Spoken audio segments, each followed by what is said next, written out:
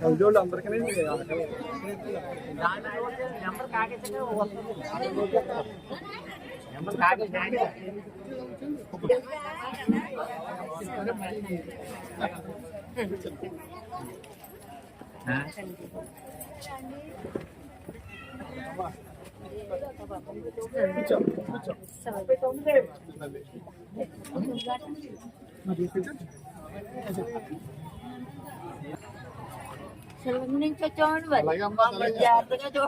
చూస్తారమ్మా అందరికీ బాగా చూస్తారమ్మా కూర్చోండి నెంబర్ ఇస్తే నెంబర్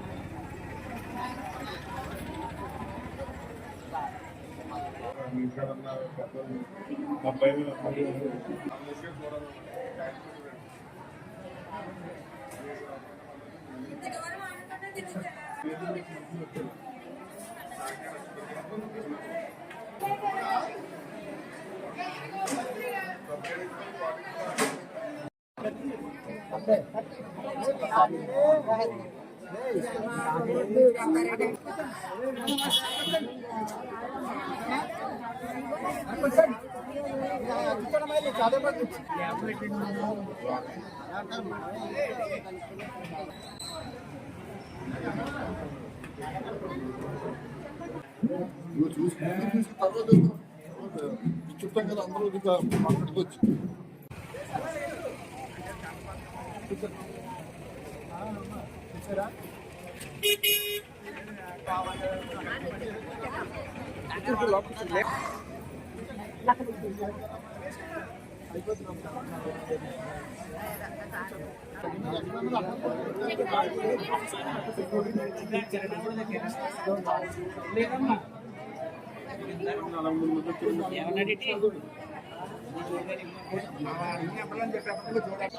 ఇట్లా చేయించుకుంటాం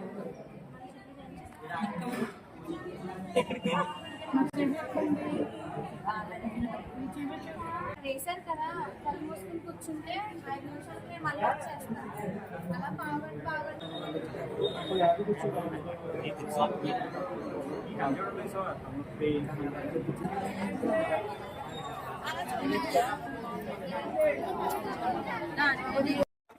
మానవుడికి అన్ని అవయవాల కంటే అతి ముఖ్యం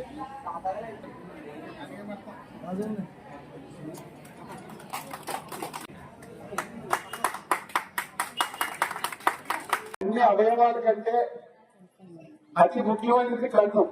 చూపు కొంచెం మసగ్గా ఉండడం, అదే రకంగా కొంతమందికి పుష్కులు కట్టడం, కొంతమందికి మంట రావడం, దురద రావడం ఈ రకంగా ఉంటున్న పరిస్థితి. ఆ పరిస్థితుల్లో వెంటనే వైద్యం చేయించుకుంటే మనకి అది మొదలకుండా కన్ను చూపు మళ్ళీ తిరిగి వచ్చేసే పరిస్థితి ఉంటుంది. అందుకని మన శృంగేపాలెం ఎత్తేపాలెం గ్రామాల్లో మన గ్రామ ప్రజలు మన వ్యక్తుల ఆధ్వర్యంలో వారి సహాయ సహకారాలతో మన కాకినాడ శ్రీకిరణ్ కంటి ఆసుపత్రి వారిచే ఇక్కడ మనం ఈ వైద్య శిబిరం ఏర్పాటు చేసుకోవడం జరిగింది. శ్రీకిరణ్ కంటి ఆసుపత్రి గురించి మీ అందరికీ తీసుకున్నాం. ఆయన సంకురాత్రి చంద్రశేఖర్ గారని వారు ఎక్కడ కేరళలో పెద్ద ఉద్యోగం. ఆయన భార్య ఇద్దరు పిల్లలు ఇండియా వస్తుంటే అక్కడ ఉగ్రవాదులు ఆ విమానాన్ని బేస్ చేస్తే 350 మంది చనిపోయారు. ఆ 350 మందిలోని ఈ చంద్రశేఖర్ గారి భార్య ఇద్దరు చిన్నపిల్లలు కూడా శుభ్రంగా బూడిపోవడం జరిగింది.